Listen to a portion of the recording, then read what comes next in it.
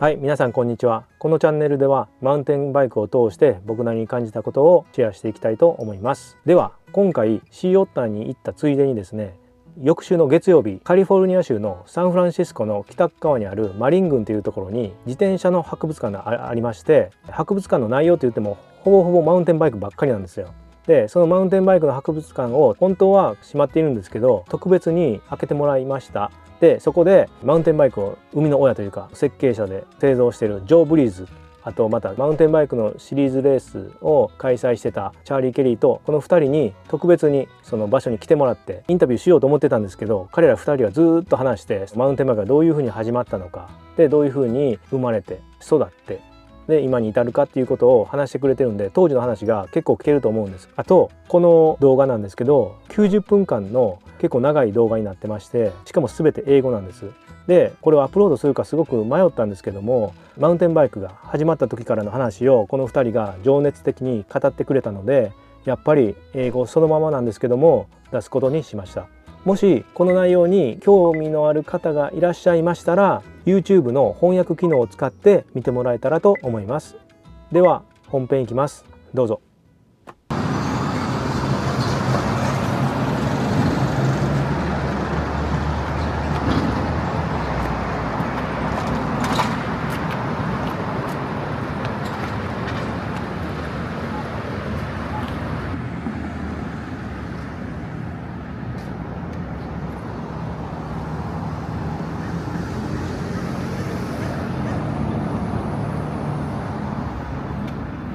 Morning, Charlie. I have to tell you this. I am never late. Joe is never early. Because whatever Joe is doing, he never seems to get it done in time, because there's always one more detail, but anyway, I'm always early. So I don't have the key, so we'll have to wait for Joe. Sure.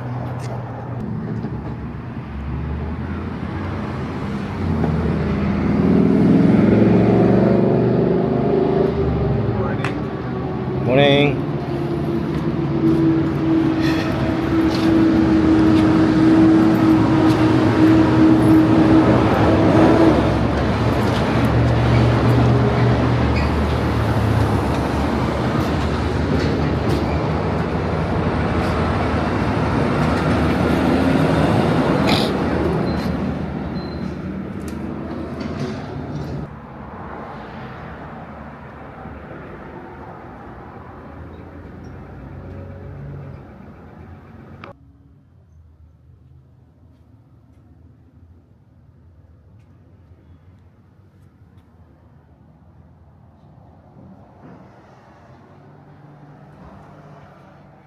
I don't know what Joe is doing, but if you want me to show you anything of interest. Let's just say that in the early 70s, we had many friends who owned one of those and one of those. Yeah. And many that own both. Yeah. well, that's what I'm saying. Yeah. One of each. Yeah, I see. And many members of our bicycle club had these bikes, and of course Otis was a pioneer of riding off-road too. But we had done this when we were kids, and then we didn't ride those bikes for a long time. And then you could have something like this for $25. What did you pay for your first? My first what? One speed, the blue bike there. What did you pay for that? I paid $5. Yeah. Well, I talked the guy down from $7. Yeah. What did Otis pay for this? Do you know? I don't remember. That came out of the pile. $5 was about the going rate. Didn't this come out of the pile in Los Molitas? Did this come? I don't recall. But Tomo, one of the things, this model, which was made by Schwinn under a number of different names, with this particular arrangement was the most popular among our group. There are other bikes, but this particular model was most popular. We would call it an Excelsior because that was the Schwinn brand name, but they would make the same bike for anyone who would pay them to make the bike. So the label might say Schwinn or it might say, that's the World, right? What's this one? That says Texas Special. Well, it says Texas Special, but that's not the original head badge. Oh, okay. Original head badge, you know, could be 100 BF different. Goodrich or something like that. But anyway. Not BF Goodrich. Oh, okay. Well, BF Goodrich is they would have the feather head on oh, okay. generally. All right. Yeah. But this would be one of the very first ones that had put derailleur gears onto a 26-inch bike. Certainly one of the first ones that I saw, might not be, we don't know, because I believe that there were pockets of people doing this that we've never heard about. You know, people that, Yeah. I mean, just within our area, the Bay Area, we know of 4 or 5, you know, the Berkeley guys, South Bay guys, Larkspur, all of these people. So I believe that it was a very common sport, but there was no way for any one group to know about any of the other groups. They were isolated occurrences. Right. Okay. And even though we knew the guys in Larkspur, which is only, what, 8 kilometers from here, trying to do the Ks, we knew those guys, but they rode where they rode, and we rode over here, and didn't often ride together until we started racing. But let me show you this bike here, which would be typical of the bikes that perhaps 15 or 20 people were riding around Marin County in the 70s. Do you have any idea what the number was? No. Of modified? Well, it depends on when, you know. It's Right. like, Well, I would say by 1976, there probably was 20 or 25 of these bikes around. But the reason that we started racing, Tomo, is that we would we would take a bunch of bikes and drive out and look for a dirt road that we hadn't ever explored. And typically the dirt road would go up, so you ride up and you are on top of some hill somewhere. But whenever you decided it was time to ride back to the truck to go home, it always turned into a race. And that race was dangerous because there would be 5 or 6 very competitive people riding somewhat fragile machinery, and it was dangerous, but it happened every time we went on a ride. Every ride finished with a race back to the truck. And we thought, because we were road racers, it seemed that if you were going to find out who's fast on the downhill, the best way to do it would be with a clock. Because people riding together, that rewards aggression more than skill, shall we say. And so we probably talked about it for 2 months before I put on the race. And the timing equipment was extremely crude. It was a Navy chronometer and just an alarm clock, a regular wind-up alarm clock, because we thought we would only do that one time. Well, it's still happening. Maybe so. Yeah, we were. This is the nucleus of this group. We were road racers, and our road racing club was this Velo Club Tamalpais, formed in about 1972. And this photograph here is of maybe 1/4 of our team. We're on skinny tire bicycles, and there are people like Gary Fisher, and there's Charlie Kelly right there. That's me with my first bike I ever built right there.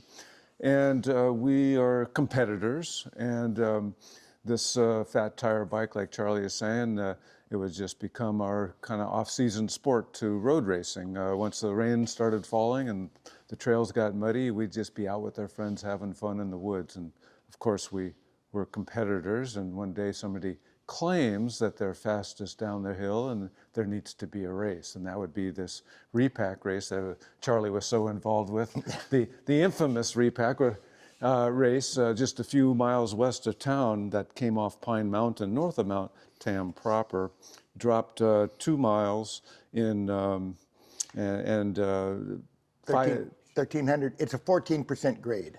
Yeah, yeah, it drops 1,300 feet in just 2 miles. And it goes down a ridgeback, a rather twisty ridgeback, and there are 80-something turns, not that we ever counted. But at the end of that first race, you know, well, if I hadn't fallen down or if I had been there, I would have beat you, and there needs to be the next race. And by race number 6, guys are coming from across the bay to test their skills at repack.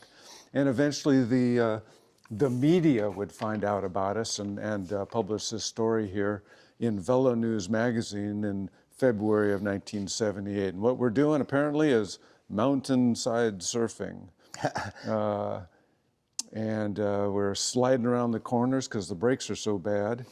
And that's why there's the name repack, because those brakes were so bad. If you're halfway down this very steep downhill and you dared to look back, you'd notice you're being followed by a contrail of smoke as the grease inside that hub is being vaporized out the back. And by the time you get to the bottom, that hub is darn near on fire, and you got to go home and repack the hub with grease. And so hence the name. It's just a natural name for what we were doing, repacking the hubs.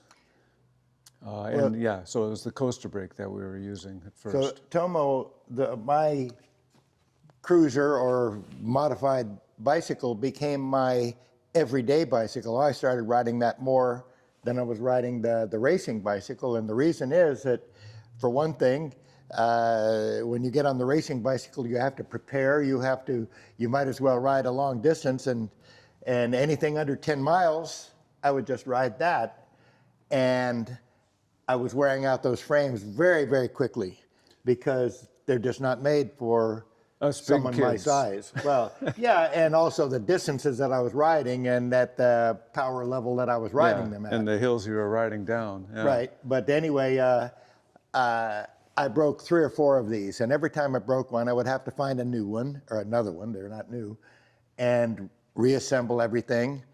And after a point, I started thinking, well, what if it was built as nicely as a European racing bicycle? That is, with high quality materials and the proper components. And built for adults, essentially. Where these bikes that we're on, that we were buying for $5, had their earlier life underneath the kid, a newspaper deliverer. They're newsboy bikes built in the 1930s and 40s, and they're only as strong because of their mass, where those sophisticated road racing machines that we were on were, you know, the pinnacles of transport, or would be in the Tour de France or something like that, you know. Right. This was the polar opposite of that, just a kid's bike, and they were busting right and left under us. And I'm sure, I mean, certainly many other people had ridden these bikes, but I don't know why I was the person who said, what if they were built as nicely as a Europe? And then, having had that idea, I still have to find someone to execute it because I can't build a bicycle frame myself. And I only knew one guy who had, actually 2, Craig Mitchell and you, but this was the guy that got the job, and he thought about it more than anybody had previously thought about it. He came up with the component group and with the frame design. And in fact, I was just thinking that when Gary Fisher and I started making the Ritchie mountain bikes, the component group that we used was the one that you had pretty much selected for the first Breezer. With the cantilever brakes and Magura brake levers, with the triple or with the T8 triples. All of that became the standard equipment for the Ritchie. Yeah, well, I can't say that I'm the person responsible for that, because the bikes had evolved from the coaster brake days to better we're already parts, using this stuff. to better parts from around the world, like those aluminum TA cranks and the Brooks saddles and the motorcycle handlebars, etc., until there was all pretty nice product on this crappy old mild steel kids frame, you know, which were busting right and left, like Charlie was saying. And so the next step was Joe's contribution. And as we know now, that started something in motion that is almost hard to believe. Yeah. I mean, really, Joe, at the Sea Otter, I cannot believe. But if you work your way back upstream, you come to us. Yeah, well, yeah, and actually you had mentioned Craig Mitchell, and Yeah. You had Craig Mitchell build that first chromoly frame, which you grafted the old parts off your Right. clunker onto that See, frame. he took it halfway. Yeah, He made it out of the right materials. chromoly tubing. Right. Yeah. But he stayed with the 2-inch bottom bracket and the various, and I use Ashtabula fork, Yeah. So he was halfway there. Yeah, yeah. And I regret for my entire life that I do not still have that bicycle. Yeah. So, and how long did you ride that? I only bicycle? rode it for a month or so, you know, and I was not and very how come happy you? Well, we'll never know because we don't have that bicycle. Yeah. But I didn't. why did you stop riding? I didn't feel that the handling was very good. Yeah. Now, once again, I don't know. We can't analyze that now. Yeah, you why? know. Yeah. I felt that it might have had a very short wheelbase. Yeah. Because it really seemed like it got sketchy very easily. Swap ends. But once again, this bike is lost to history. We'll never be able to analyze why I felt the way that I did about it. Yeah. But it is unfortunate that, yes, I did contract with another guy to build a bike, and it was let's just say it was not successful. Yeah. You know, he was a great engineer. He didn't take it as far as Joe did. Yeah. So explain that part. Bothering me about building. Oh, a frame. okay. Yeah. Well, Joe, of course, had built a handful of road frames for our friends, and of course, he was riding this. But here is an irony: Joe was not riding a modified, derailleur-equipped bike. He was still riding a coaster brake This was bicycle. like my day off to the serious side of cycling. So I had a really sophisticated road racing bike with some cool custom made parts on it and stuff like that to make it light. But this is my day off, and I'm just on this caveman bike, just exploring the other end of the spectrum. And I was quite fine with that, and keeping my bike pretty vintage. Original, yeah. Yeah, and where others were grafting, like Gary Fisher was grafting on derailleurs by 1974 or so, and others were adding to their bikes. I kept mine pretty vintage Right. to So 1941. even while I was riding something like this, Joe was still riding Yeah. basically what he found at the bike shop. Yeah. Yeah. But I bothered Joe every time I saw him, and certainly we see each other plenty. And one day, and I remember exactly where it was, right on the corner there of San Anselmo Avenue. They're right near the house. I'm riding. So this is at where San Anselmo crosses center? Right. I was thinking it was down at near 1320 San Anselmo. Right, it was. That's what I'm saying. Yeah, that's how I remember. Right there, On just the the corner street. right before there. But, so I right. remember And we were like in the middle of the street. I'm coming one way, Joe's coming another, and of course you don't just ride past your friend, right? You stop to talk, and I said for the, I don't know, 100th time, boy, I sure would like you to build me a bike, and he made a mistake. He said I would need money for tubing. And I had a lot of money in my pocket, and I put it in his hand. He shows me $300, and I'm like, oh. And I said, Charlie, aren't we just having fun with this, you know? and you know, like I said, it was like my day off to the serious side of cycling. And I think about it for 2 more seconds and realize they can buy tubing for 10 frames with $300. And so I thought about it a bit, and then I said, oh, okay, I'll build 10. And got busy drawing up a bike. I had taken many years of mechanical drafting, and so I put together, you know, a really detailed drawing, nice side view, nice top view, to accurately make the frame. And of course, first I wanted to make a prototype, so I would be making a proper bike for Mr. Kelly, and so I produced this first Breezer here. And I learned that there was going to be one of Charlie Kelly's repack races coming right up.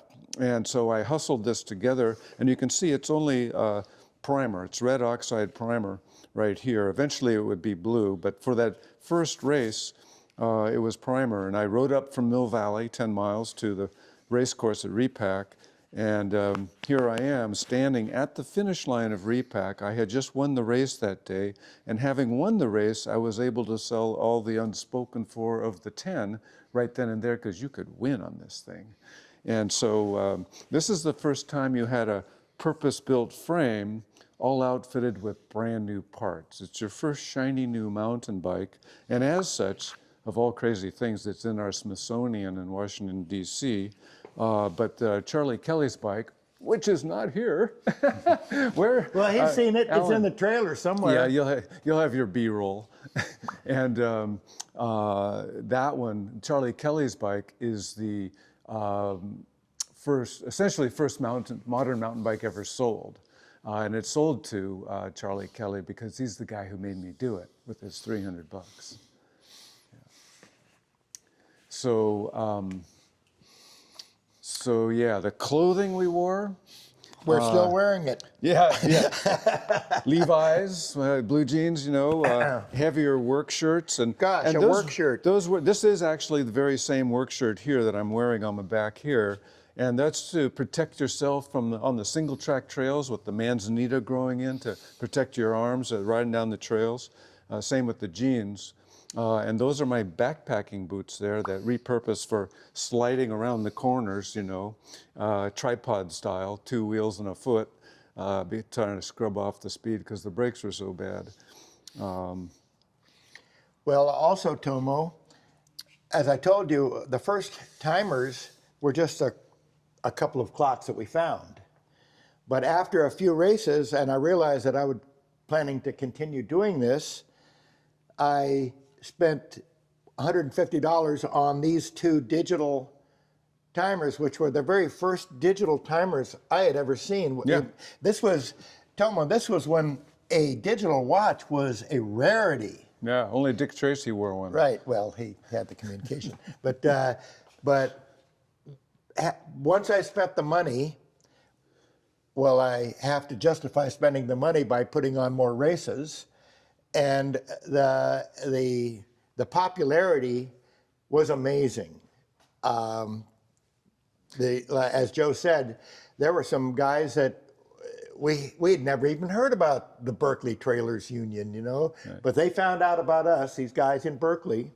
And by the way, that club is still in existence. Yeah, no. These guys, they were there before us. They're there after us. They were doing the same thing, essentially, that we were doing.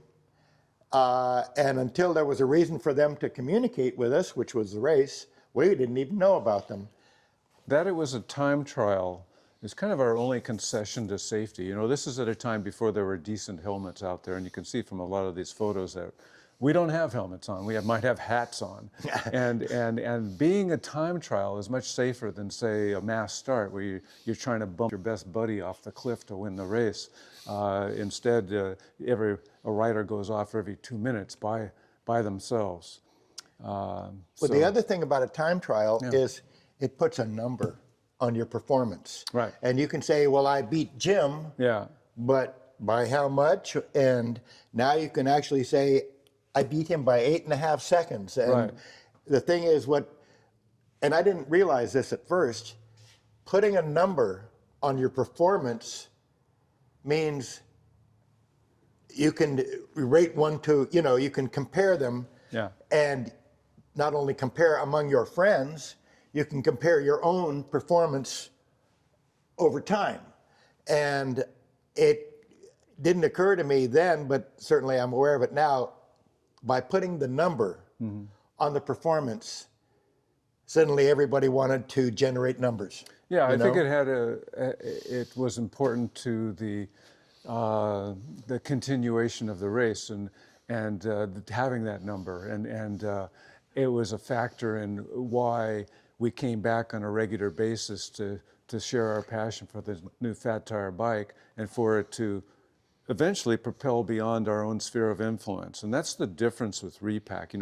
Like Charlie had mentioned earlier, there were plenty of people all across the country who rode off-road, maybe even back in the 1930s and 40s with those balloon tires and maybe to the fishing hole. But maybe they did bomb down the Ozarks for, a month or a race or something like that before moving on to other things in life. And nobody was the wiser. But here with Repack, that there were this ongoing race series that would happen. There were 22 of them from 1976 to 1979.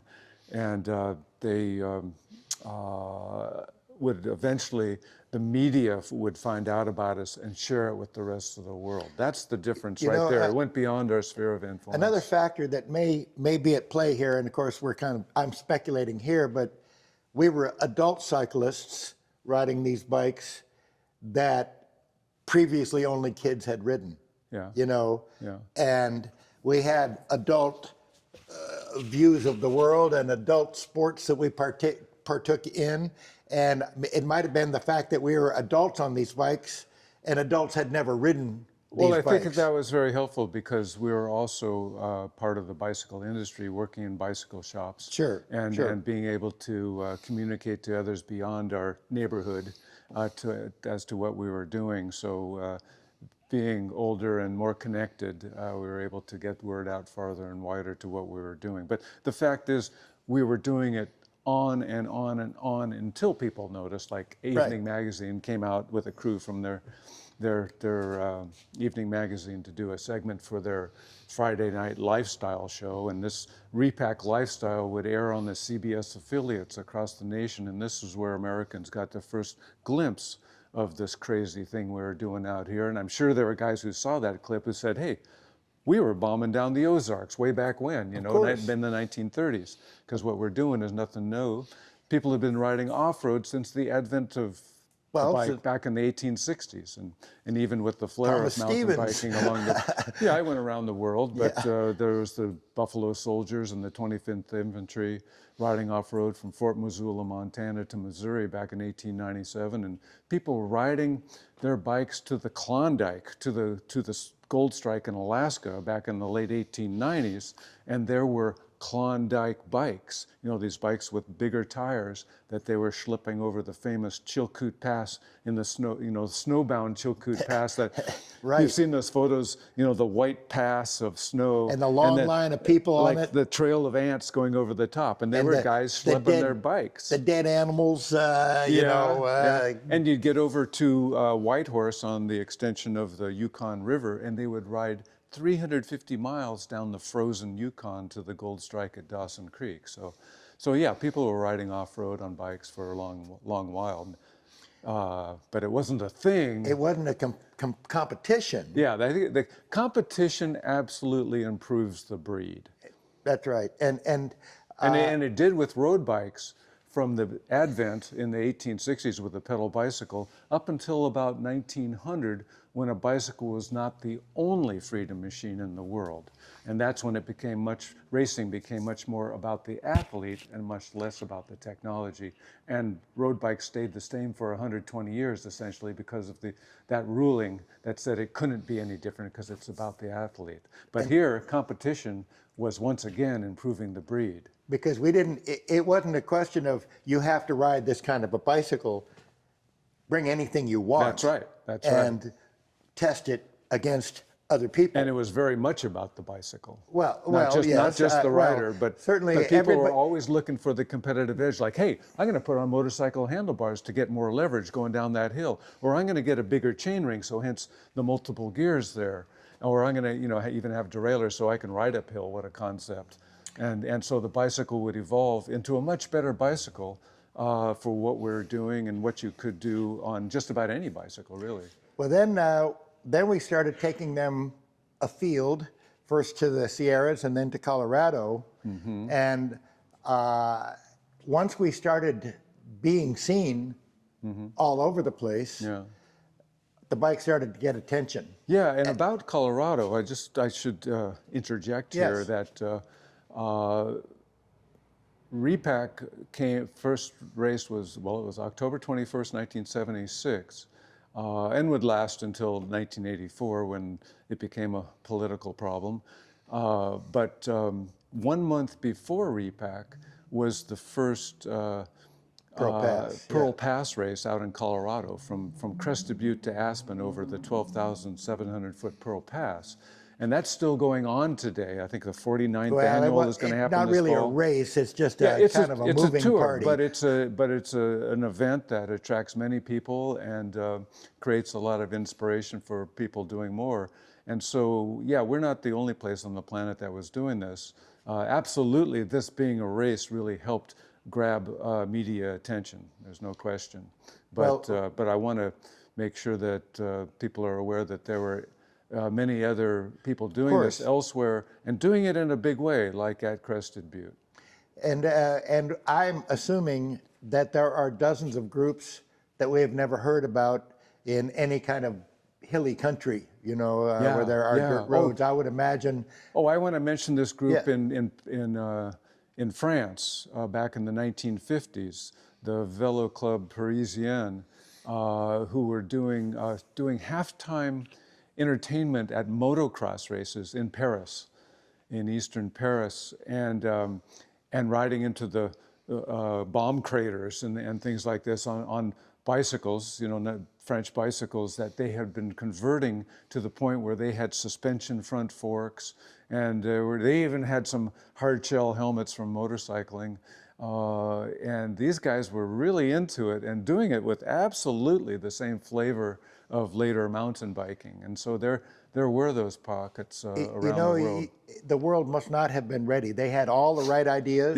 Yeah. They had all the same ideas that we had, but the world was not ready for them. And it wasn't quite there. There's one deficit in the size, the volume of the tires that they were using. European it's tires. Really the balloon tire here, over 2 inches in diameter, that really fired the imagination for how far off-road you could go on a bicycle. And if it's anything less than this, you're just riding on the dirt. But if it's bigger than this, then you're having fun off-road, including on the downhills too. So it's a really different breed once you get over 2 inches. Well, when we went to Aspen for the first time, Gary Fisher was still riding an old Schwinn. And the last place he rode that was into Aspen because he broke that 40-year-old handlebar right off. Well, here we go over Pearl Pass, and there's this moonscape of a descent. It's just an awful thing. Actually, every year when I got down to the pavement at Ashcrofter, I'd say, I am never doing that again. And then you have a year to forget, and I'd be out there again. So we do that total moonscape, rocky downhill, and then once we get onto the smooth pavement down into Aspen, we're bombing down, 40, 50 miles an hour in a tuckle and a pace line, zooming down into Aspen. And that first year, 1978, that we went out there, we were to meet up at this pub in town, and we were waiting outside for everybody to get there, and some kids walk by, and they see Gary's bike, and they say, hey, they probably rode BMX or... Of course they did. Of course they did. And they say, hey, do a wheelie, and Gary obliges by pulling up his handlebar, and he does that, and the right handlebar snaps off. And it's like we're all going, whoa, because just a few feet earlier, we were bombing half an hour 40. earlier, we were in a place where that would be really a problem. Yeah, and that could have been very And bad. so Gary understood that he needed to catch up with the guys who are riding chromoly frames, but it had taken Joe 8 months to build this bike because, for one thing, he doesn't build bikes for a living, and had to learn some of the skills and the process of building that bike. And the design, yeah. And Gary went to a guy he knew could put it together in a week.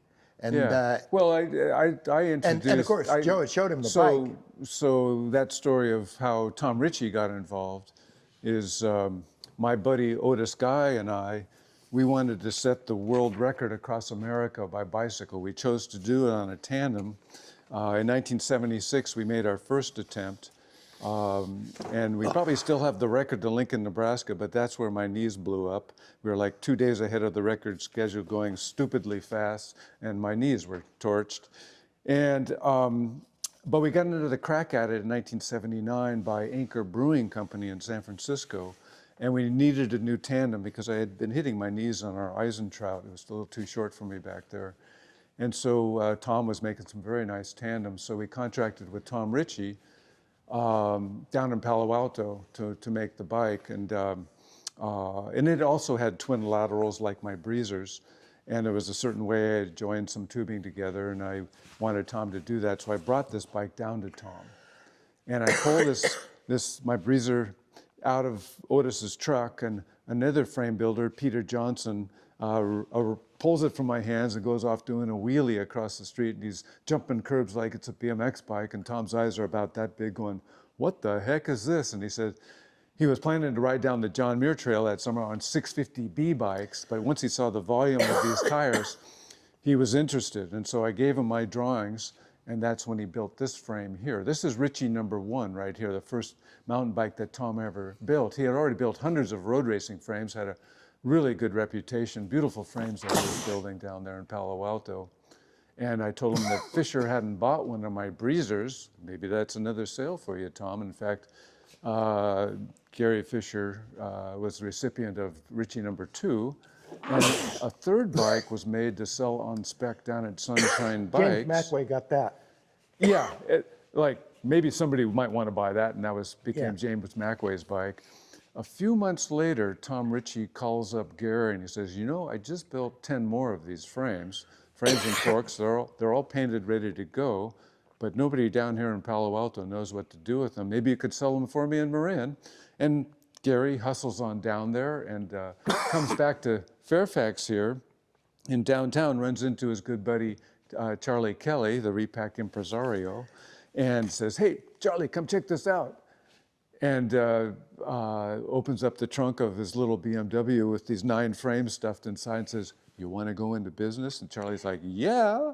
And they pulled together. We had Okay. the business that we thought we were getting into is 8 or 9 or 10 of these a year. Well, right, okay, but first of all, you're saying, he's asking, do you want to sell these things? You want to sell bikes. Yeah, and you agree, yeah, and they pull together all of $200 or $300, and they go over to the Bank of America across the street, and they open up a checking account under the name Mountain Bikes, and that's not what we call them. We call them beaters, bombers, cruisers, clunkers, not mountain bikes, which became the name of their business. And Tom Ritchie that was our frame brand builder. name, our company name and our brand name. Yeah, yeah. And Ritchie was the frame builder for those first 200 frames or so, and Charlie Kelly and Gary Fisher rounded up these rather eclectic parts to piece together this mountain bike puzzle. You know, in that time, there was nothing made for this purpose, so you had to find things made for other purposes and either modify them or just use them a different way. For example, you'll see that there are motorcycle brake levers on all of these bikes because we were aware that even with these big brake arms and brake levers, brakes were the weakest part of the whole system. And that was always the case up until disc brakes came on the market. But for example, this derailleur was chosen, the Heuret Duo Par, because it was the only one at the time that would shift under a slow RPM and a very high load. The bad side of it, this thing is very fragile. You could tie this derailleur in a knot quite easily, get a chain run through your stick run through your chain, and it's over. We found, for example, that because the tire is wider, that means the front derailleur actually has to go further out than it does on a road bike, and not every one of them would work on this bike. So you had to find the components that would work, not really made for this. For example, well, the fork blades, these are road fork blades. They're not really strong enough for this purpose. Well, they made different gauges, and we were using tandem blades. Right, the but it's still, 1720. if you look at a modern fork blade, the problem this fork blade had is it didn't have much strength on the side to side. Laterally. And we had a few failures there. But here's an example. We thought we might put a little rubber boot to keep the seat post clean.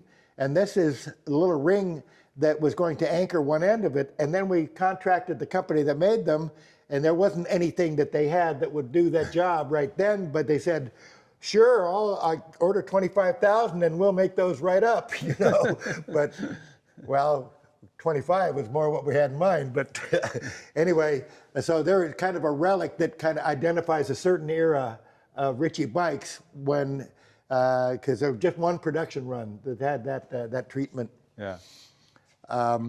And Tom found that making forks took as long as making the rest of the bike, because this is a very complicated thing where when you make a road fork, well, there's already, the thing is made that you just put the fork blades on. So he found that it took as much time to make this as it took to make the rest of the bike. Right. And he wasn't very happy about that. The reason that he did this design here is that when Tom had come up, he had come up and raced on Repack on the day that the television station had come out and recorded it. He had raced on this bike, the green bike over there, and that's Wendy's bike. Yeah, he had the handlebars had come loose. They slipped, and he thought, as he was going down the hill. If I build a bike, I'll make sure the handlebars do not come loose. And this was his solution. And it's ironic to me that this may not be the best way to accomplish this, but visually it's so striking that the entire industry adopted this design. It's called the bull moose handlebar, and this black one up here on Tom's first bike is the very first one built. And that would become the look of a mountain bike for 10 years. Right, and it's you know, I believe, well, of course, it took us 4 or 5 years of experimentation to reach this point, but the bicycle industry did not want to lose, you know, have to do their own research and development. All they had to do was copy this, and they could immediately address this market. And they did. And they did, of course. I can say that I wasn't very happy the first time I saw a mass-produced version of our bicycle, but see how it would not be possible if it was 2 guys building bikes in a garage, you know. So it was mass production, of course, that brought it to the world, and the way we felt about it has changed quite a bit in the 40 some odd years, but because of course we were upset that other people are using our design. However, here's something that I say about this design. You can find, say, a late 80s rock hopper, an inexpensive bike copied off of this bike, essentially the same design, but a less expensive bicycle. But that bicycle is still in use, and it's still under the first person that owned that bike is still riding.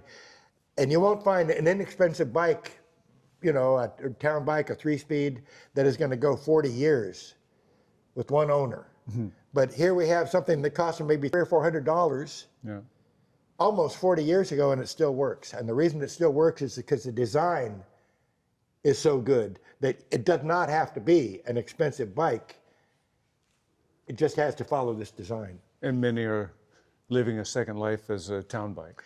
Well, yeah, it is interesting. Yeah, that's now that rigid bicycles have kind of fallen out of favor, all of these old bikes have become town bikes, and you just put a little narrower tire on that thing, and it's still a great town bike, which ironically was the first purpose. Yeah. Here, let me show you some earlier endeavors here. Right, John Scott. This is kind of an interesting bike here, telling kind of a different story, or I don't know, this bike didn't maybe have so much impact, but here are earlier adventures with fat tire bicycles. This is a bike that fellow John Finley Scott put together back in 1953. This is a Columbia tourist frame with, they made a model with wider spacing on the rear that he could fit these 2-inch tires in, these Uniroyal tires in the back, and another fat tire in the front.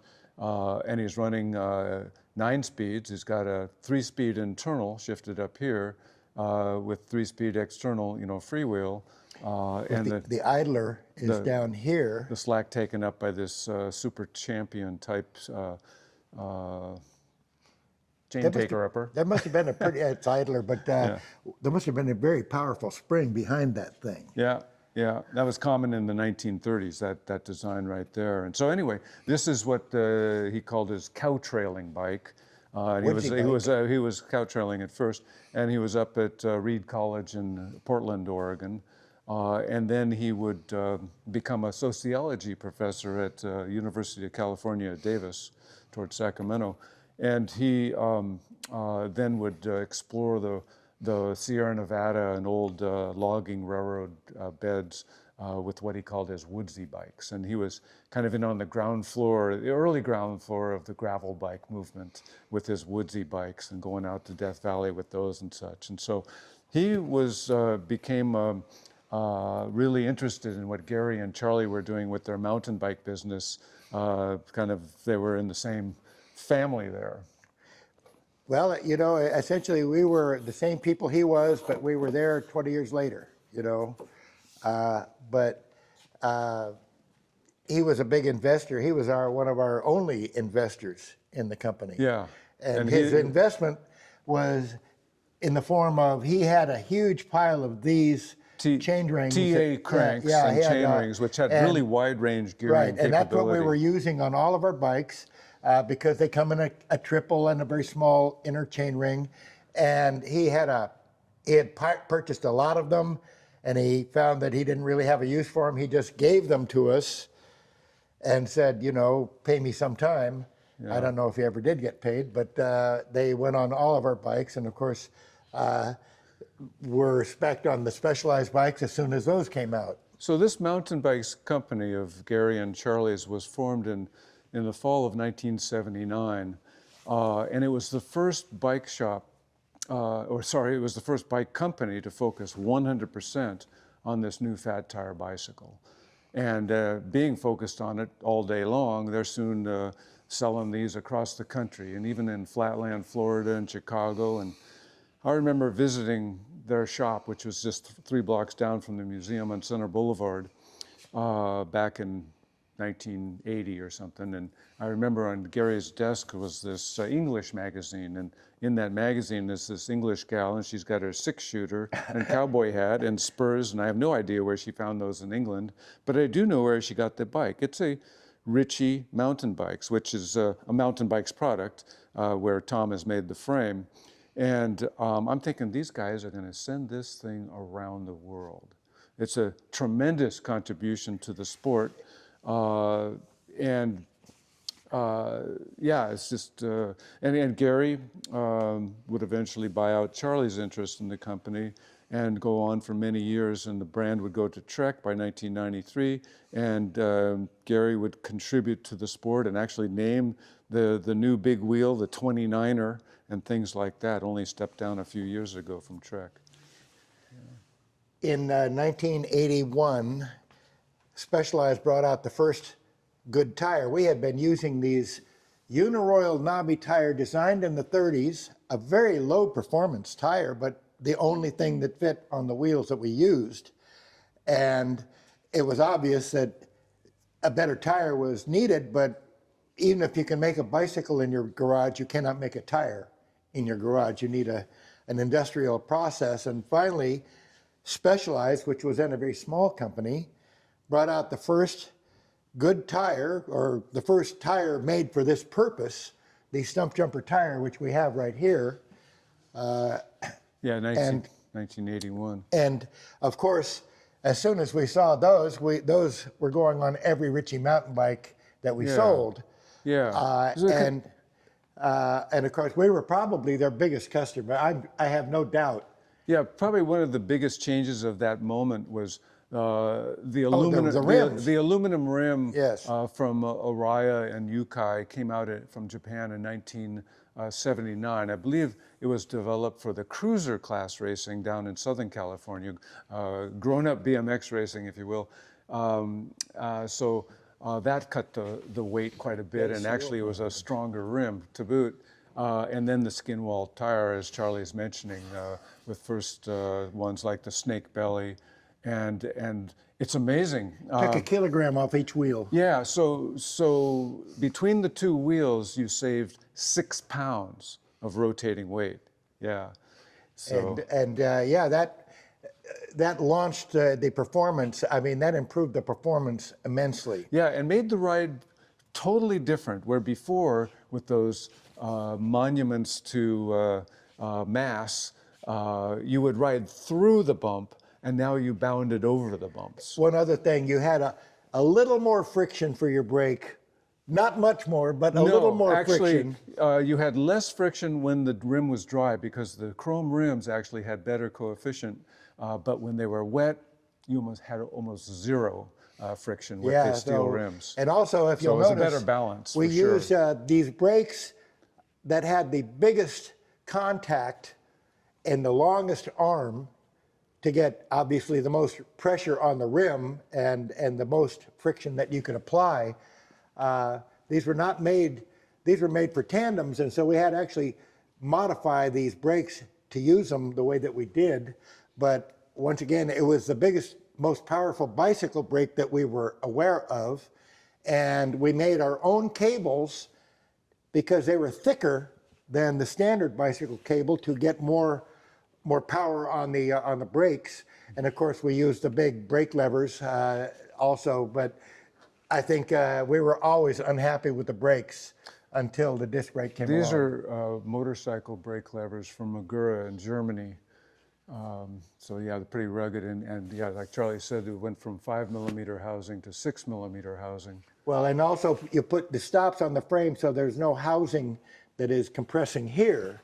So once again, every trick that could be applied still didn't help very much, but we made an effort. Yeah. But really, brakes were the weak point of mountain bikes right up until disc brakes became useful. And by the way, I want to point out that Gary and I were not the only people here in Marin who saw what was happening. And yeah, there was Mert Lawwell, who was a famous motorcycle racer. He was Grand National #1 in 1969. Mert was in, there was a documentary with Steve McQueen and Malcolm Smith and Mert called On Any Sunday. People might remember the Endless Summer movie, which was another Bruce Brown directed movie. But Mert made enough loot to move to Marin County, to Tiburon, next to the Cove Bike Shop, where Donnie Koski and Dave Koski and Eric Koski were making some pretty cool product. They were focused on this mountain bike thing as much as anybody. At the Cove, Donnie Koski had been welding together ski bobs since he was 15 years old. And out in back of the shop one day, he was welding this frame together. This is the first frame that Donnie ever welded. And I remember him welding it too. And he was also a motocross rider. And when Mert Lawwell came in one day to get into the BMX game because his son Joe Lawwell was getting into BMX down at Blackie's pasture, Donnie redirected Mert to mountain bikes. Of course, Donnie was like, "Oh my gosh, it's Mert Lawwell in my shop." And because he had studied this man's life, on the half-mile and mile dirt ovals, and talked him into doing mountain bikes. And this right here, the next bike there, is the prototype for what would become the Pro Cruiser bicycles built over at the Harley-Davidson Skunk Works in Hayward by Mert and Terry Knight, fabricating them. And up here is the Pro Cruiser. They made 500 of these and cut our price in two with the economy of scale that provided. And Donnie is working out, he's fabricating that swing arm there, using a Schwinn varsity frame in front, but his own swing arm in the back, and using a Yamaha YZ250 shock. Probably set back the suspension thing a few years with how poorly that rode. But these are the kind of things you got to do to move forward. And Donnie and Eric and Dave would come up with some great ideas down there. This fork right here is actually the prototype for Cook Brothers extended BMX fork. That's a 26-inch fork there, made from Don Koski's design. So they're working as much as anybody.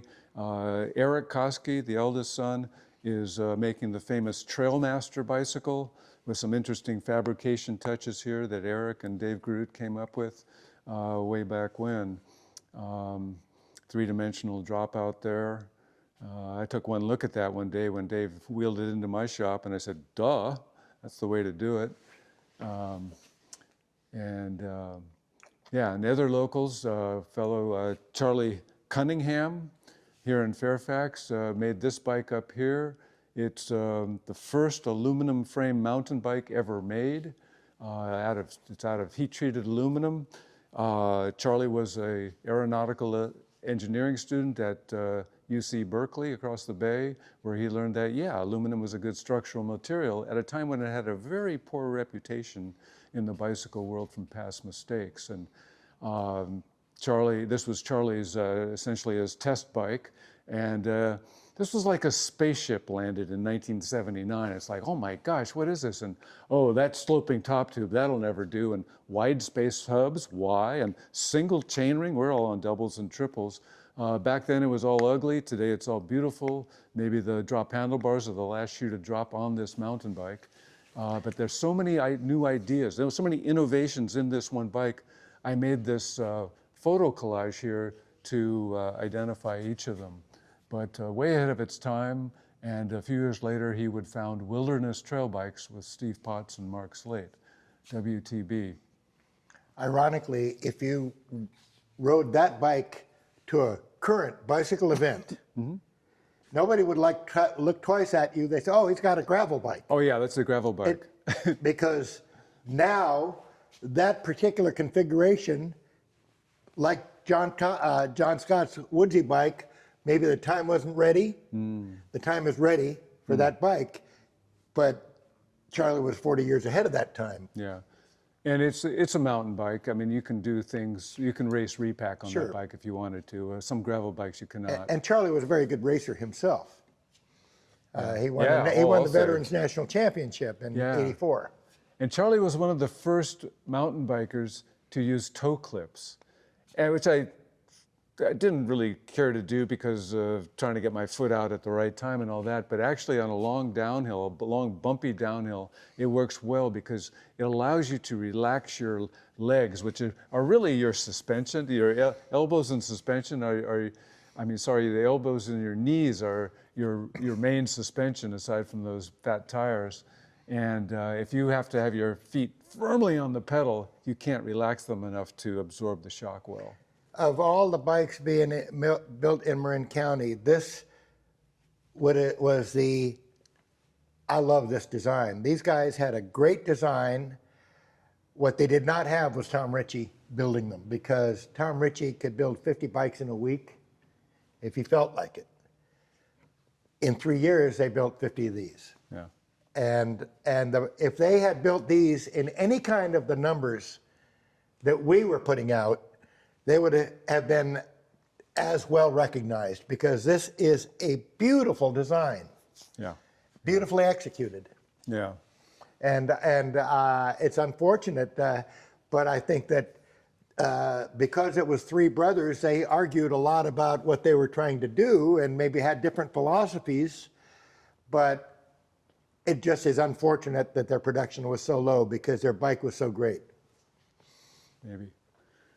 So then, 1981, while we are the biggest customer for Stump Jumper tires, Specialized bought 4 of our Ritchie mountain bikes, and of course, within 6 months, the mass-produced version, pretty much the same bike, was on the market. And as we've said many times, I was upset at the time, but Sinyard helped us change the world. He took the next step by making them available. There was, you got these guys making 50 bikes in a year. You got 2 guys in the garage assembling bikes on Tom Ritchie's frames. And finally, what was his first? He had 500 on the first. What was his first production? Do you remember? Well, okay. So here, let me.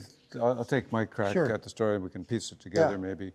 So, of course, this is a Specialized. It's a Stump Jumper, Specialized first off-road bike.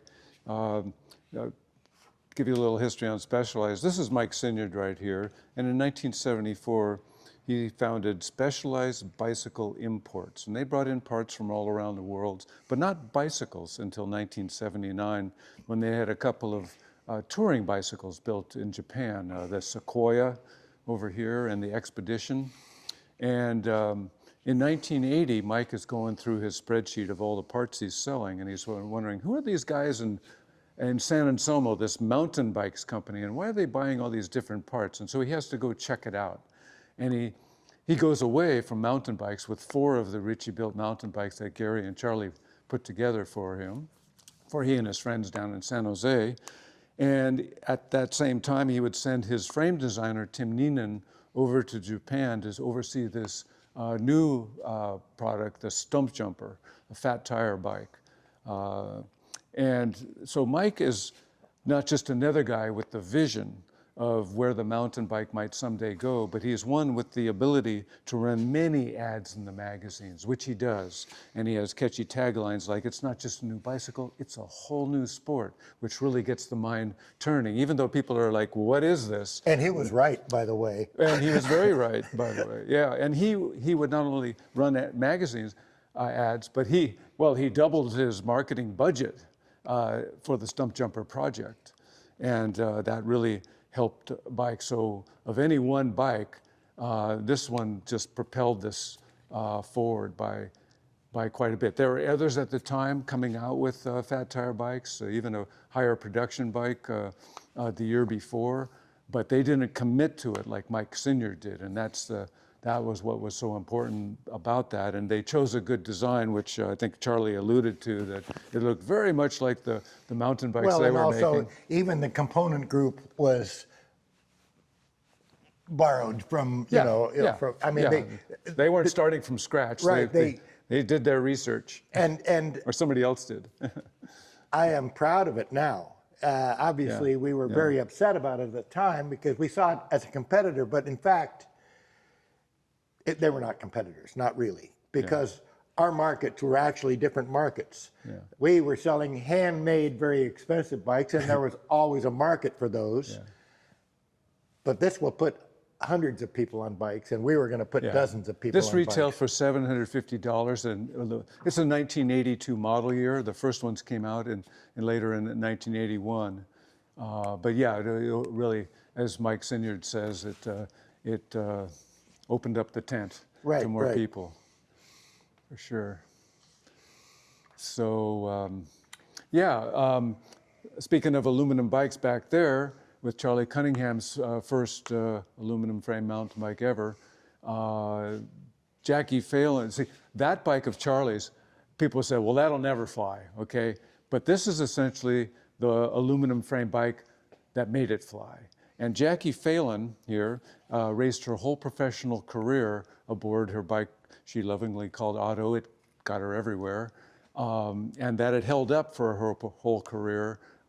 It flew. It was like, well, I guess aluminum does work. And Jackie is also the gal who had found the Wombats, which this is the acronym for the Women's Mountain Bike and Tea Society. And this is Jackie's fun way with her white gloves and pearls to encourage other women into the sport, of which she got maybe, I don't know, 1,000, had 1,000 members in the 1980s and 90s.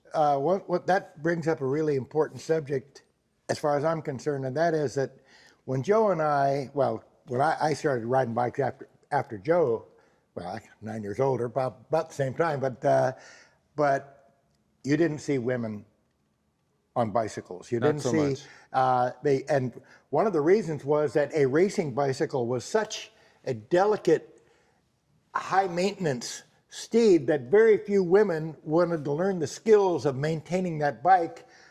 Of course, they could ride it, but maintaining it was really the big part of having one of those bikes. And when a low maintenance bike came on the market, women are such a huge part of the market now. They were not, even the advertisers didn't really target women. Yeah, I don't think it's so much the inability to be a mechanic. It's more, it was a part of the times. Right. Well, anyway, things like Title IX. It makes me glad to see that so much of the mountain biking population is female. Yeah. You know, and you didn't see that when we were road racing. And Jackie absolutely helped that. Oh, of course. I believe, and she was on the forefront of that. Yeah. But it is worth noting or mentioning that women are now a big part of the cycling community, and they really were not when we started our careers. Yeah. Jackie Phelan and Charlie Cunningham would marry on 8/8/88 up on Mount Tam at the West Point Inn. And Jackie, you can see she's does a lot of artwork and stuff, and she comes in here. She's still in Fairfax, and this is kind of like our clubhouse here at the museum, and in will walk other people from the bicycle world quite often. Up above here is a salsa made by Ross Schaefer up in Petaluma. He made many beautiful frames and also had some fancy paint jobs like this one here. He was kind of duking it out with Jeff Lindsay from Mountain Goat up in Chico for fanciest paint job, I think. Joe Murray's bike. This is a 1985 Fisher competition. Joe worked there at Fisher, did design work and such, and he actually won 25 races aboard this bike in 1985, including the U.S. Nationals. And that year, he became a Shimano parts tester. And there are parts on this bike you won't see anywhere else, like these click shifters, the year before they came out in production for 1986. This parts group down here is the Sun Tour parts group, the very first mountain bike parts group available, just 1 year before the first Shimano parts group was on the market. And with Shimano's increased research and development, they would surpass Sun Tour. And so, Joe is still a Shimano parts tester. Speaking of women, other women in the sport, this is a famous, the legendary bike of Cindy Whitehead. She won a big race up in the Sierra Nevada, the Sierra 7500 aboard this bike, a 50-mile race over an 11,000-foot pass. In the first mile of that race, her saddle broke off. And she stood for 49 miles and would defeat the best rider of the time, Jackie Phelan, by the end of that race.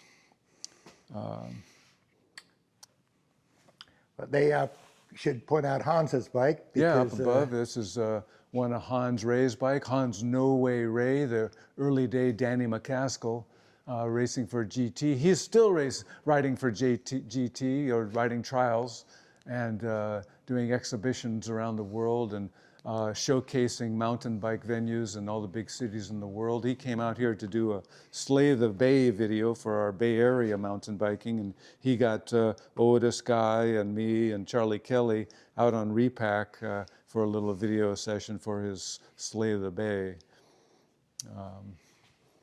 And the image in the background there, the color image, that is the top of Pearl Pass at 12,700 feet between Crested Butte and Aspen.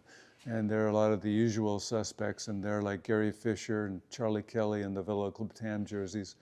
I'm in there too, Steve Potts. There are 10 women in there about to head down across that moonscape down to Aspen. Is that Scott in the front? Scott Nickel? Yeah, is that Scott? I don't see Scott. Oh, okay. He might be there somewhere. I think he did that year. Well, after the mid-'80s, mountain bikes really started to diversify. And the reason is that in different parts of the country and people with different ways of using a bicycle, and even the different sorts of bicycling events, because even the racing, the competitive aspects of mountain biking started to divide up into cross-country and downhill and enduro and the various different ways to compete. And so you started to see an explosion of innovation in design after about 1986 or 87.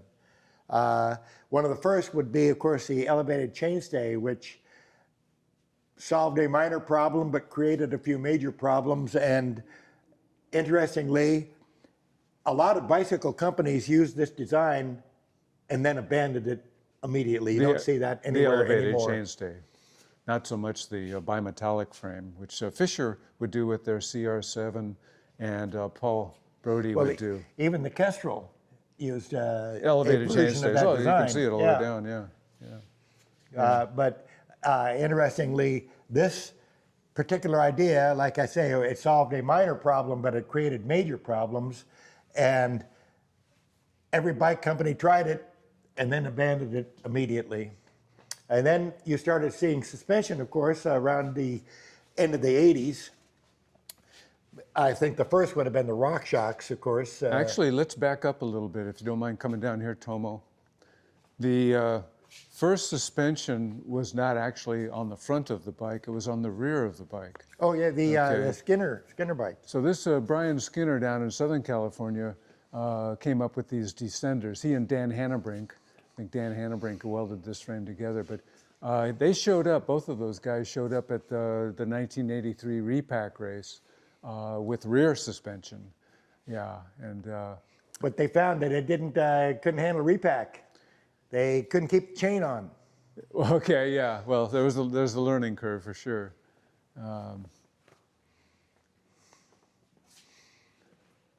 But then, of course, RockShox came out with the first practical bicycle suspended fork. Yeah, then really the front fork became the way, because that could suspend front and rear to a degree. So you had the telescopic RockShox forks that Paul Turner came up with a little help from his friend Keith Bontrager down in the Santa Cruz, San Jose area. And that's from the first year. They came out in 1990-ish, and then all the pro racers were on front shocks and getting a lot of ink in the magazines, and that became the big deal. And then shortly after that, more people are working on rear suspension to go with that front fork and other front forks. Like you have Rob Reisinger's mountain cycle with, and Rob was a motocross rider, and in motocross, inverted forks were becoming a thing. And so this was another showstopper 10 years after Charlie Cunningham's Proto 1.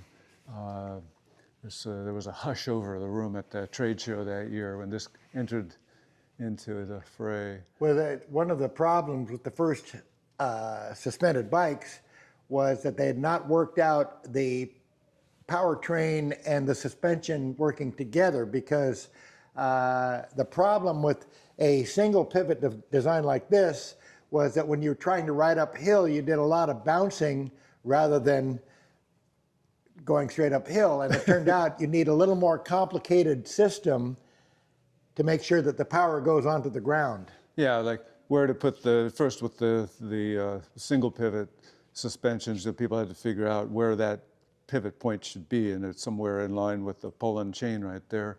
And then they got more sophisticated with the horsed link or the 4-bar link, and a way to go through the suspension arc in not a linear fashion like this would provide, but something you had control over to take care of those issues of standing with this cyclic power band. So little by little they got better, but back here they're kind of in the pogo land. Well, then of course we have the leading and trailing link, which doesn't exist on any bikes anymore. Yeah. This is the first 4-bar link right here. It's a Mert Lowell patented design he came up with for Gary Fisher's RS1 in 1991, I think it was. It's derived actually from old Harley-Davidson suspension, though. Yeah. And Mert came up with his own front fork too. It's a leading link front fork, and you can see he applies 2 links at the bottom, so he can control the trail as you go through the stroke of the suspension. And that's a really nice design that inherently tracks better than a telescopic fork. But RockShox at the time was killing it, and it was hard to get your foot in sideways through the door with their market dominance. So that didn't get very far with Mert's leading link fork. Manitou, he just used a fork used the same thing on the back as he did on the front. Yeah, yeah. Another, he had other makers do that. Marin had a bike very similar to that. This AMP research bike up here has the famous Horst link, that lower pivot there, which gets some better attributes in the whole cyclic suspension world and braking and such. That Specialized would buy that patent and use it for their FSR bicycles to great advantage eventually. Yeah, and so, yeah, this is Jimmy Deaton's Yeti that he set the course speed record at the famous Kamikaze downhill up in the Sierra Mammoth Mountain with a 66-tooth chainring that Paragon Machine Works whittled down in Larkspur for he and actually Miles Rockwell rode a very similar Yeti with that same chainring on it. And Jimmy's set the course speed record of almost 60 miles an hour off-road back in the early 90s up there at Mammoth, at the Kamikaze, Mammoth Mountain. Yeah, a lot of advancements here. John Parker down in Southern California founded the Yeti company, and he had quite a team there with Missy Giovi, Johnny Tomac, Jimmy, and Miles Rockwell, and quite a powerhouse team, and some very cool technology they were pursuing with Easton, a manufacturer of aluminum, where they were drawing budded aluminum tubing down there at Easton, and handlebars and stems, and even making the ring. Okay, this is to stiffen up the brake so that the brake doesn't spread the seat stay. Yeah, called a brake booster. And yeah, and then suspension shocks were being made by various companies. Look at this travel. There's minimal. nothing. But it's active suspension, the way they laid out the kinematics. Is there so, actual? Yeah, there is. Yeah. Okay. It's almost concentric. So yeah, there's going to be a downhill kind of suspension right there, but because it's active. Yeah, so on and on. Foes down in Southern California is making bikes. They're still making, Brent Foes is still making his bikes down in Los Angeles. One of the few truly American manufacturers still, and hopefully there are more to come. And this red, white, and blue Ritchie up here is the very bike that Henk de Journes won the cross-country worlds on in 1993. They were held in France that year. And the rainbow jersey below it is actually the very first rainbow jersey won for the Ritchie company, and that was Ruthie Mathis who won those stripes. And once your guy or gal wins the worlds, it gives your company license to display the World Championship stripes on your frame.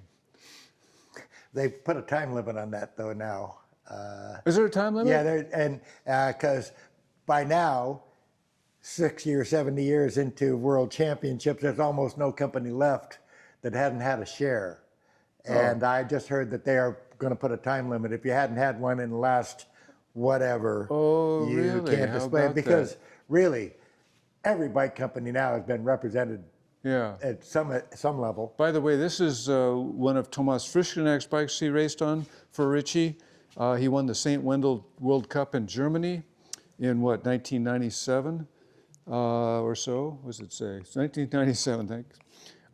It's a Ritchie Plexus frame with the curved seat stays. There were only 2 of these made. This one was actually stolen the night before the Belgian World Cup, and only reappeared more recently from a collector up in Nevada City. Found it on the black market somewhere? It's really nice to see a bike put together by one of the best mechanics in the world to get their guy across the line first. There are a lot of special touches that you don't see in a production bike. That's part of the Plexus with the mask right there. That's also nothing you're going to ever see on a production bike. Yeah, true fact. Yeah, that's made for a 2-inch Tomas. seat post stub there, you know. Yeah. Thomas Frischknecht traded one of his bikes to my uncle Oh, for is my that- uncle's bike. Yeah, you can see the tech inspection numbers there for the UCI right there. So apparently it was in at least 2 World Cup races or World Championships or something. The last two interesting bikes would be the Ibis Bowtie and the Cannondale. Well, I don't want to pass up this GT. GT? This is Juliana Furtado's bike. It's the sort of last bike of her illustrious career. She is the winningest American mountain biker. And when she retired, she handed this over directly to the Hall of Fame. So it's great to get one that hasn't evolved after the fact. And so she didn't get a flat tire that day. And you can see the stampings here are not actually stampings, they're chicken scratches. They're sending their prototype over to one of the best racers in the world, you know, fresh off the press. So it's fun to have these actual racing bikes from those days. And yeah, up here, this is the well-named Ibis Bowtie. It's relying on the flexibility of the titanium to give you 5 inches of travel at the rear wheel without any articulation in the suspension system. And this was the invention of a rocket designer down at Hughes Aircraft in San Diego, John Castellano, who came up with his sweet spot design. And this particular iteration of that sweet spot design has no articulation point, like many of them did.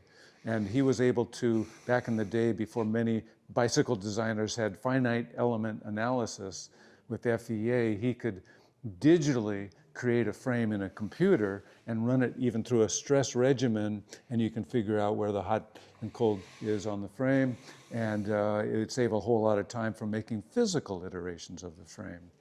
So, and he's also the person who designed and made that front fork. That's called a trailing link fork, you know, opposite from Mertz's leading link fork. And both of those linked forks have anti-dive built right into them. So the front fork doesn't compress when you hit a bump, possibly sending you over the handlebars. It's a, yeah. So, let's see. Okay, the Miles Rockwell. Yeah, okay, so this Cannondale Fulcrum DH team was raced by Miles Rockwell, as you can see. They made maybe a dozen of these bikes. Each one cost about $30,000, and they were developed to develop ink in the magazine from great downhill wins. And I think one of them won the 1998 World Cup, but not under Miles in this case. And you maybe notice the 3 chains on this bike, okay? I should tell you that the silver crank is not attached to the black chain ring like on our bikes. If I'll rotate this back there, watch this blue piece of tape here. It's turning independently of the crank, and that blue tape will get eclipsed behind the crank and come out the other side. And so this crank is only attached to that far chainring on the left side, going to a smaller chainring, going across to a bigger chainring, going to a smaller chainring, so gearing up the final drive. And instead of putting Jimmy's big pie plate on here, you know, the 66 tooth chainring, which wouldn't fit with these suspension kinematics underneath that chainstay, this is a way to gear it up going around the horn here by jacking with a jack shaft. And there are many unique pieces on this one bike, but that's one of the most, it's got not just a lefty, but a righty too for the needs of some gnarly downhill racing. And Miles Rockwell would win the World Championship downhill race 2 years later down in Sierra Nevada, Spain, on a bike that we have out front, a giant bike. Now, maybe you notice the size of these wheels on this Moots here. That is either the first or the second 29er ever built. Okay, and that Don Cook, another Shimano parts tester, put that bike together back in Crested Butte, and he had been waiting for the day when the new WTB tires, 29 by 2.1 came in, and the person who really ushered in the 29-inch wheel was Wes Williams. He, I remember I went for a ride with him in 1988 with the Ibis boys up there. They used to be in Sebastopol, and he had this bike he called his Scorcher. and it had the road rim size, and he had all of 35 millimeter tires on it or something. And he said, "Joe, this is the future of the mountain bike." And I said, "Yeah, sure, Wes, whatever." And he carried on with it, and he got together with Bruce Gordon up in Petaluma, and he built a frame for Bruce, built one for himself. Bruce whittled a steep sloping crown to pick up 26-inch lowers, and they had found these tires in Finland called a Nokian Hakkapeliitta with all of 45 millimeter cross section, and it still wasn't, you still couldn't have all the fun we have on a mountain bike, but still it turned more heads. And that was the largest tire in the world at the time. It was a 28-inch wheel. And Wes then got Gary Fisher high on the big wheel deal. And by in 1999 and by 2000 or so, Gary Fisher bicycles would be sporting these bigger wheels, the 29-inch. In fact, Gary coined the term 29er, and would have them for a number of years. And people are like, "Well, big wheel, big deal." They really didn't get it. And for many years, I think the brass there at Trek was saying, "Gary, it's not going anywhere, just kill it." And Gary saying, "No, this is really a good thing." And eventually his top racer would win the national championships. That's when everybody went, "Dang, well, you can win with 29. It was a woman. Well, it was Jeremy Horgan-Kobelski who won the U.S. Nationals in 2009. There was some small woman Oh. who won. Gary was bragging, "Look, she's 5'4" and Okay. she's riding 29-inch wheels." You know, Yeah. I think anybody over 5'3" could be on 29 and have the advantages of a 29-inch wheel, which are many. When you're going downhill on a 26-inch wheel and feeling you're going over the handlebars, with 29, the fulcrum point is 1.5 inches higher, so it's harder to overcome that. And then on the rear, it's keeping the front wheel down on the trail when you're climbing a steep hill in the same way. And for anybody unable to make the leap from 26 to 29, I say, have you ever ridden 36? Because some guys in Tucson have been working on 36 for over 20 years now. And I call that riding in the Yosemite Valley of confidence. You're like way down in it. Well, I think he's going to have those in production. Well, they've got aluminum rims, they have nicer tires. The challenge is having the wheelbase short enough because the down tube and the seat tube have to go down between those two wheels. And you got to get the rider in between all that stuff and, it's a and be able to steer. Yeah, not have toe clip overlap. Yeah. Yeah, so I don't know, maybe we'll have a mullet. There's a 32er out there. Yeah, so we're not done yet with the mountain bike. Competition is improving the breed. Right.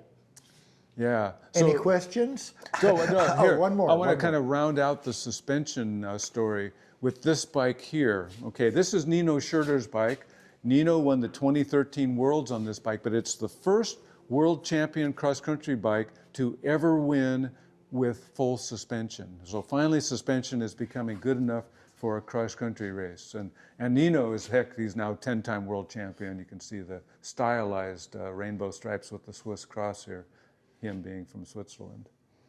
Yeah. People like, oh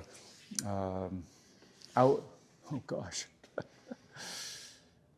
Oh, senior moment. Yeah. Outland? This is Outland down in Southern California. Okay. They came up with the VPP, virtual pivot point suspension. The pivot point is out here somewhere. Really? Okay. Virtually, and which many people took to with their suspension designs. And there's people have been working very hard on suspension, and it's getting better all the time. So yeah, that's a big moment in suspension right there in 2013 with Nino Schurter. This bike here, it's not Greg Minnaar's World Championship 2021 downhill winner, but it's his backup bike for his World Cup campaign in 2021. Yeah, so it's special to have one of those. 10 inches at both ends, 29-inch wheels at both ends, in fact. Yeah. Do we have any questions, Tomo? Shouldn't be any by now. Yeah, so many bikes. up above here. Sorry, we're in the middle of redoing a display over here, but up above on the rail we have some cool Fat Chance, shorty bike from back in Salida, Colorado, Mike Rust. Don McClung made those shorty bikes. Keith Bontrager, one of his bikes with the first year RockShox. Boulder Gazelle yeah. coming up with the interesting suspension with the shock right inside the top tube. Jerry Schuler. That was a big hit from Jerry Schuler in Colorado. Proflex had some interesting suspension ideas too. And I should tell you that mountain bike sales tripled every year from the beginning. Every year it was 3 times bigger than it was. And of course the numbers are nothing at the beginning and would be quite a lot in the 1990s, where the nearby industries like the auto industry was eventually tapping into cycling for its vitality, because maybe their product doesn't have so much. And there were teams like Subaru Fisher, Volvo Cannondale, Porsche. BMW Proflex, VW Trek, etc., and to the point where some are even offering their bike under their brand, car brand, at the dealership. Like this Porsche right here would sell in 1999 for like $10,000 at a dealer here in America, and Mercedes-Benz did the same, and BMW too. So that was that moment, and then it nearly doubled.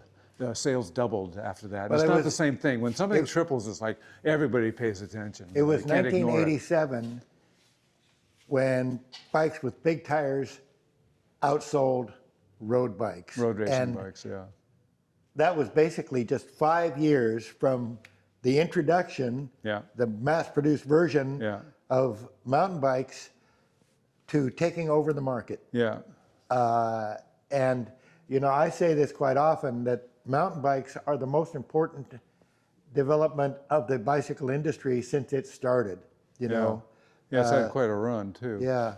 And you know what really blew me away the most with this whole mountain bike movement is that the Europeans took hold of it. You know, I thought they had nothing to learn from us Americans about bicycles. We had made a wrong turn back around 1900 with our choice of tires, and bicycles withered away in America for 30-something years until we figured out our mistake and got back on the right track. But we're still playing catch up today with that mistake. But that the Europeans want to have anything to do with something developed here in the US is like, nah, that'll never happen. Like, I remember Gary Fisher was putting together a bike. This is like 1978 or something. Richard Grant's bike. Yeah. Richard Grant's bike down at Sunshine Bikes here in Fairfax. And I happened to be there one day when I guess Richard Grant was picking that up, and he said he was taking it back to England. And I said, oh, that's not going to go over very well. And in fact, he came back like a month later or something and said, yeah, I went into a bike shop in London, and that guy said, and the proprietor sees it coming through the front door, and he says, get that bike out of here. And then Richard Grant takes the bike out and he goes around the corner, and there's some kids who see the bike and they say, nice, cool bike, man. Yeah. And so a totally different reaction. And that's very similar to the story when Gary Fisher and I first showed bikes at a bicycle trade show. Of course, we had no money. We didn't have much of a display. We just had a couple of bikes. And I remember seeing a man and his son, and this man was about 40 and didn't look like a cyclist, looked like a guy who owned a bike shop or a toy shop or whatever. Or a mowing shop. Lawnmowers and bicycles. But anyway, he saw what we were doing and walked right past it. And his son, like 12 years old. Yeah, 12, 13, you know, a kid, looks at it and requires absolutely no explanation. The kid knows exactly what he is seeing. Yeah. He understands that this is the coolest thing he has ever seen. And he's yanking on his dad, saying, Dad, look at this. And Dad is not looking. But the kid, it's the same thing. Every kid that saw our bikes required no explanation whatsoever. You know, and the adults, you had to sell it. It was different. So, Well, I remember my father. Okay. You know, I'd drag home these $5 bikes from the junkyard. You know, I built 4 of them up, something like that, and eventually he's saying, when are you going to take those back to the dump? He was a bicycle guy. He rode bikes. He had road racing bikes, nice bikes, but he didn't see this as a future at all. And one day, I'm putting the last touches on one of my breezers together there in the shop, and my dad walks through. It's his machine shop, and he sees me, sees his bike, and it's all ready to go, and he says, "Mind if I try it out?" And he goes up the street and he comes back, comes through the door, and he says, this actually might go somewhere. It's like, that was the acid test for me. It's like, wow, my father just said that. Yeah, unfortunately, I knew who your dad was. I really never had much of a relationship with him. Yeah. Because, of course, his dad was so much older than the rest of us, Yeah. But another old guy who finally saw the light with it anyway. Right. Yeah. Well, where on the other hand, my friends from high school at Tam High there in Mill Valley, I'd be downtown or something with one of my fat tire bikes, and they'd see me with it and come to me and say, "Wow, interesting bike, Joe. Mind if I try the bike out?" And invariably, they'd come back with a big smile on their face and say, "Where's this bike been?" They'd gone into bike shops and they hadn't seen anything that interested them. They're all skinny tire drop handlebar bikes essentially. But this, was a very, to them, they saw a welcoming bike with these fat squishy tires and upright seating and stuff like that. And they were game. Yeah. All it ever took was putting someone on it. Yeah, that's really what it took. Just try it. And because of course, we're associated with the elite of the cycling community who were somewhat dismissive, but every time you put them on that bike, when I was at the 1982 Coors, where's my bike? Alexei Graywall was on it. He was riding in the smallest gear around in the parking lot. Yeah. And I mean, like, Alexei goes, gold medalist. Wow, I really like this. But he won the gold at the Olympics. 84 2 Los years Angeles later. 2 Olympics. years later, he won the Olympic gold. Would win. Yeah, okay. but I would have to get my bike back from Alexei. Good luck. Yeah. What do we have left? That it? It's really nice. All right. Yeah. We didn't even argue. Yeah. Okay. Yeah. There's other stuff that we passed by, but I don't know. Maybe you have questions. What did we miss? What did we leave out? You guys already answered what I wanted to ask. Okay. For example, how to bring the roadies to the off-road. Yeah. You already did. Yeah. And how to bring new riders or new people put on the mountain bike. Right. Just let them try. Right. Right. That's Just all it took. Throw a leg over it. I had an experience. One of our early trips to Crested Butte. A very distinguished gentleman said, "Wow, that's a very interesting bike," And I said, "Well, hey, I know you're not going to steal it. Take it for a ride." Okay, and he did, and he was sold immediately. Well, he was actually a federal judge from Florida, wealthy man, very wealthy man, and he had been there kayaking. Well, he went and got a wholesale license just so he could buy a bunch of our bikes for his friends. Wow. And at one point, someone had defrauded us in Florida. Oh. And I called my friend the federal judge, and he had that straightened out. He said, "I will rattle their cage." Yeah. And the cage was Eastern Airlines, but but he said, "I know the chairman. I'll be right back with you." And so a great guy to know. Yeah. And all I had to do was let him ride my bike. Yeah. Yeah. And the guy did many favors for us over the years. Yeah.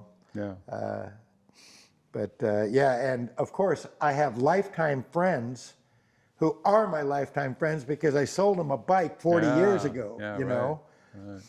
Changed their life. Right. Well, Harlow, we can't get rid of Harlow. He's still with us. Oh, he bought an early Fisher. He was one of the first 9, I think. Really? Wow. But also Monty Ward, of course. Yeah. And I haven't seen that guy for 30 some odd years. But yeah, a friend of his came by the booth down there. Oh, really? Yeah. So I'm going to have to get on the road here pretty soon. Yeah. Okay. I have some other things I have to take care of. But I'm glad that we had the opportunity to help you out. And you're going to edit this down to 3 minutes. But but we gave you what we had. All right. All right. Well, Toma, I'm going to leave now. But really, really a pleasure and an honor, sir. Thank you for coming by. Very much. Sure. We stay in touch. Thank you, Yes. Yeah, you're very welcome, Tomo. Thank you for your questions. Okay. Yeah. Okay, so we're riding these bikes off-road and riding on trails and riding down crazy downhills and putting together these bikes with gears but going down some of these steeper downhills, we're finding that we're going over maybe the handlebars occasionally, and we just need to get that saddle out of the way, and then we can extend our God-given suspension, our knees and our elbows, to have further travel. And so we need to get the seat out of the way. Now, how are we going to do that? I had seen Joe Murray there at Fisher Mountain Bikes. He had a coil spring inside the seat tube, and that was one way to do it. So I made a version like that, and it had some challenges. It couldn't universally fit so easily on many bicycles, and one day a friend of mine, Josh Angel, contractor who was a mountain biker, who thought about how to make a mountain bike better all day long as he's hammering nails. He comes to me in the afternoon with this wrist exerciser, with a torsion spring, and says, Joe, this is the way to do it. This is the way to do it. And I kind of look dubiously at Josh, It's like, okay. And so I get a hammer and I bust off the plastic handle for it, and I braze a little clamp for going around the seat post, and braze a way to connect that torsion spring to the frame at the quick release. And we tried it out, and by golly, it worked. Oh my gosh. And I'm saying, gosh, this is like too simple. We can't patent this. And we got hold of a patent attorney, and he said, those are the best kind of patents that are so seemingly so obvious, but are not. And so we made prototypes beyond that wrist exerciser. We had different ways of making the spring and attaching it to the frame, brazing on pieces, making different clamps, first just out of chunks of aluminum with a hole drilled through for the seat post and bolts going through sideways. And then a good friend, Dave Garut, with his CNC machining capabilities, made us about 100 clamps in aluminum, very beautiful, with Breeze and Angel on them. And then we're sourcing the hardware, the fasteners for the pieces, then trying to figure out some way to package them. Are we going to put it on a board? Are we going to put it in a bag? Whatever. And eventually we come up with this just a simple header card in a plastic poly bag, and throw in a decal and all the little fittings in it. And it's very universal, at least with the bicycles back then, with the brazed on cross tube for the quick release, and many of the bikes in production. And this is we're first coming up with this in about 1983, okay? And got the patent by 1985 or 6 or something. And even getting them on high-end mountain bikes as standard equipment, originally equipped height rights. And so we had this simple header package to hang at bike shops, and sales were increasing. I got them on some racers' bikes, and people like Joe Murray and others are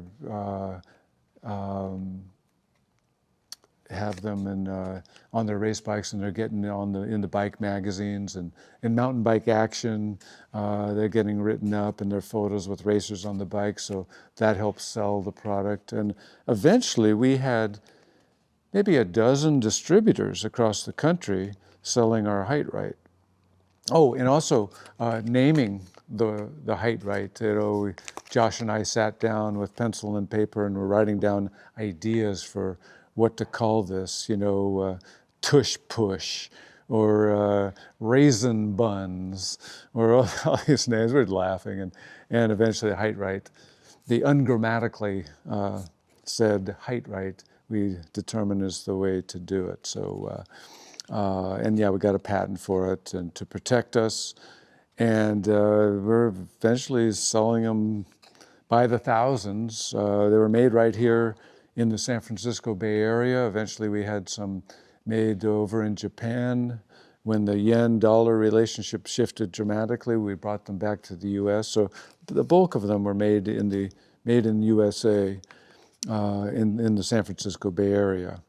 And they had Breeze and Angel height right on them, and sold 250,000 of these by 1990. And many, many mountain bikes had these on them. And then everything changed.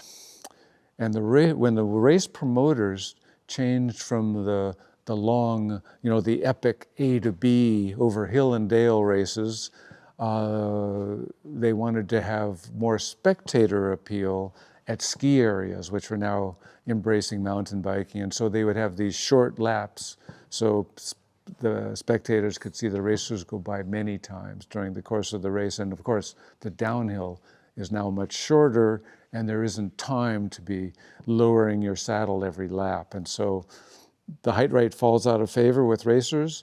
They no longer appear in the magazines. The market dried up.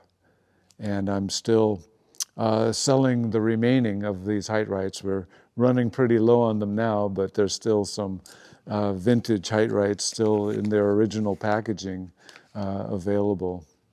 So yeah, we would make them. First there was the standard height, which covers most of the bases, about 2.5 inches of travel, and then we had the extra height, generally for taller people, that proportion to your leg length, 4.5 inches of travel, and then even a race height, which is of course lighter, and it just has 1.5 inches of travel, because that makes a world of difference. Just 1.5 inches, getting that saddle out of the way, allowing to get your butt back, and having that open travel territory for your knees and elbows to extend, and not having the saddle push you over the handlebars. So the race height did that. We even had a light height, which was one for lighter people, a smaller section spring, so they could depress it more easily. And the deal with this system is that you set this on your seat post,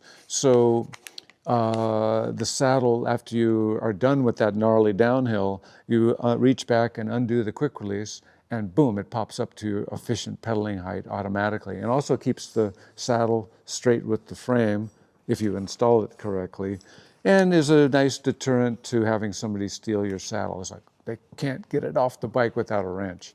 And so it had many advantages, the height right. So I'll show you one on a bike. Okay, let's go over to Joe Murray's bike.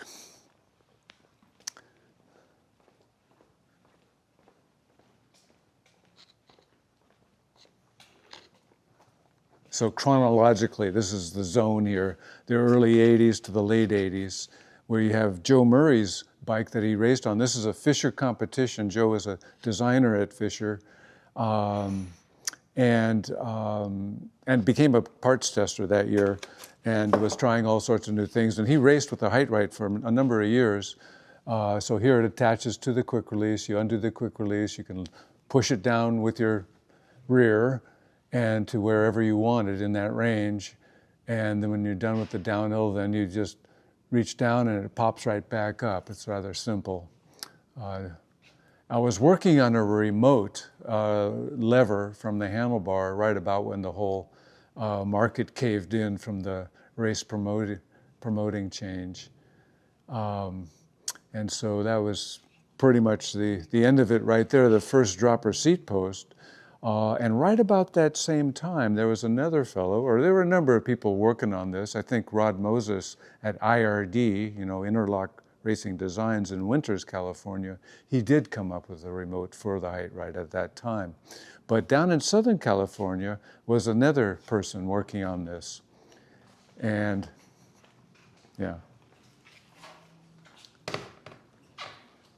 And that was Rob Roop, who was worked at Yeti, John Parker's Yeti company down in Southern California.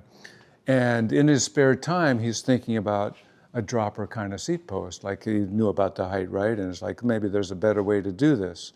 And so he worked out a design, you see right here. This is one of one, and this is the prototype that Works Performance, a shock company down in Southern California, developed for Rob. And it's very much like today's dropper seat post, and you have a remote that goes to the handlebar, and you can easily change the height of the saddle. But this was, I don't know, 20 years before the true dropper seat post came in. This is about early 1990s that he's having Works Performance make this device.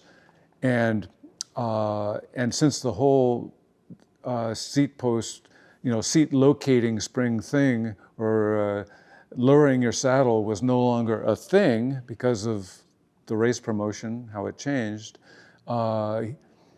he could not commit to the 200 that Works Performance required for it to go into production.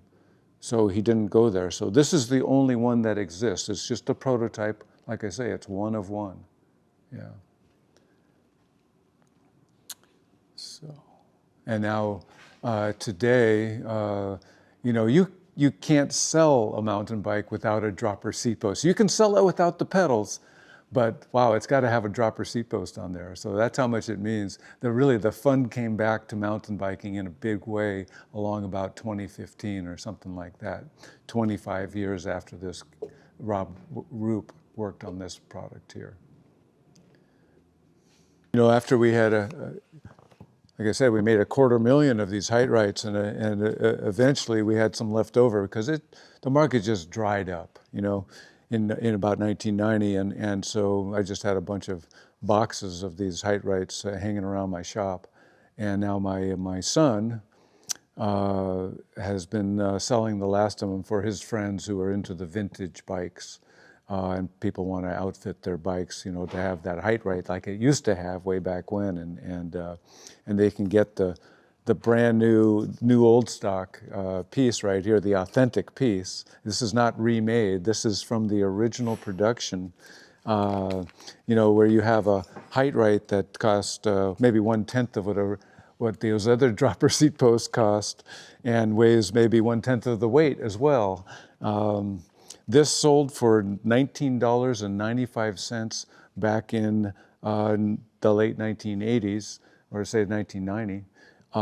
And so it's inflation adjusted to, $49 or something now. But as we are running out of them now, we're down to the last of them. Maybe the price will go up kind of thing. So anyway, buy them now from Tommy Breeze. I think they're online somewhere. I haven't even paid attention to it, tell you the truth. But he's selling the rest of them and giving my machine shop a little bit more space. Yeah. In those early days of mountain biking, I was riding much more than I am today, really, and racing. And, it's just developing. And there are all these needs. I mean, this is just filling one need here with the height right, but along the way, there's a lot of improvement that the mountain bike should have, and coming up with ideas like better braking, came up with ways to have, I have all these prototypes of, cam shapes in brake levers, which eventually Shimano would do. Probably not because they saw my prototypes, because I didn't actually get very far. I had them on my bike, just a way to have better control over the brake actuation. I could get immediately when I depressed the lever, I could immediately get the pad to the rim, which didn't require much effort. So with a cam, I could do that. It didn't tax my wrist. I could just get to that lever point, but then I could accelerate the mechanical advantage in that smaller space by having in 1/4 of the travel, I could have 4 times the energy applied to the brake pad, which I couldn't do in the travel of my hand normally. But with a cam, I could have the best of both worlds, the travel and the pressure on the brake. And so between Josh Angel and I, we were trying to improve the braking, either at the lever, at the brake, or even in between. We've brazed together, I'd brazed together all these pieces and stuff, and we even made a foot-actuated rim brake by turning. We had a spring housing down at the bottom of the seat tube and a engagement mechanism on the crank, so when you pedal backwards, it would engage to pull the cable for the rim brake. And Josh Angel rode a breezer over Pearl Pass in 1982 or something, 83, with that product, and it worked great. But we never went into production with it. There were a number of these ideas that we never went into production, like our clipless pedal. Before Shimano came out with their clipless pedal, we had this dovetail thing, spring-loaded deal on a pedal, and well, that didn't go into production either. So just trying to work out these ideas, and they kind of my advice to other engineers, whatever you're doing, you're maybe a bicycle engineer, you're involved in biking, and you see a need, and just it's so, I guess for a lot of people, this is like, well, I'll just use what's available, but there's a certain mind process for some people anyway that goes, this can be better, and just keep working in that direction, even though it's difficult. It's possible to come up with a better idea by just focusing on being very observant in how things are working and how they could possibly be better. And necessity is the mother of invention, right? People like Thomas Edison, they were working off other people's ideas. We're all working off other people's idea pretty much. We're building on the shoulders of giants as far as the bicycle goes.